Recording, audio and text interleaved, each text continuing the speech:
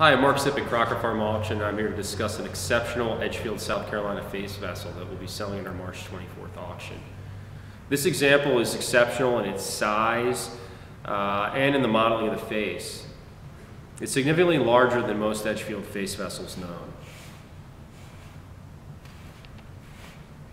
Most of those examples are somewhere in the 5.5 inch range. This example, capacity-wise, is somewhere around a quart, maybe a quart and a half in size, and it's significantly larger and wider and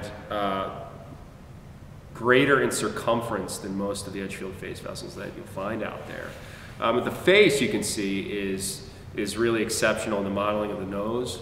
The nose is really done by a sculptor who's familiar with Edgefield face vessel production. This was probably not made by somebody who just decided to try to make one of these one day.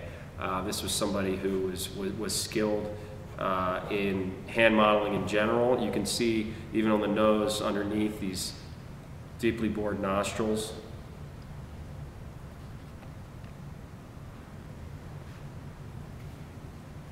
And the mouth is unusual too. It's only slightly open. You can see these numerous small gridded teeth that almost look like kernels of corn.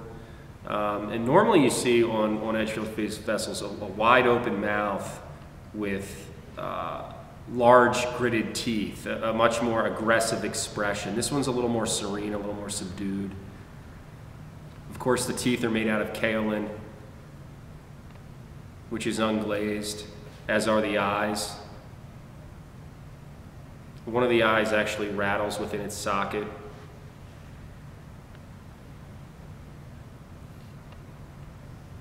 The right eye.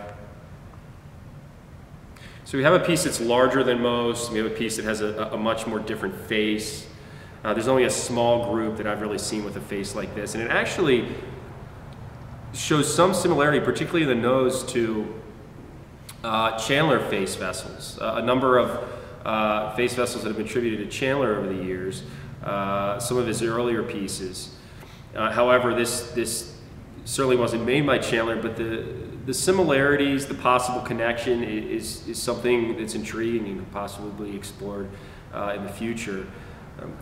Besides the form and the size, the great girth of this piece, the unusual modeling of the face, you can see it has a wonderful glaze on it too. This very heavy alkaline glaze. It has heavy streaks throughout.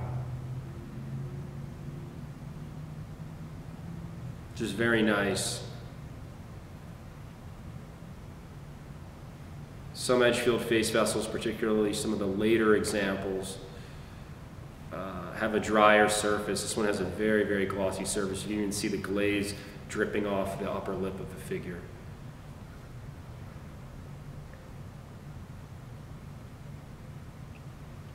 Typical in style of many face vessels from this region, you can see some slight manipulation of the cheek. This piece was actually pushed in on the cheek area to produce the high cheekbones of the figure and add to the facial structure, the realism of the face.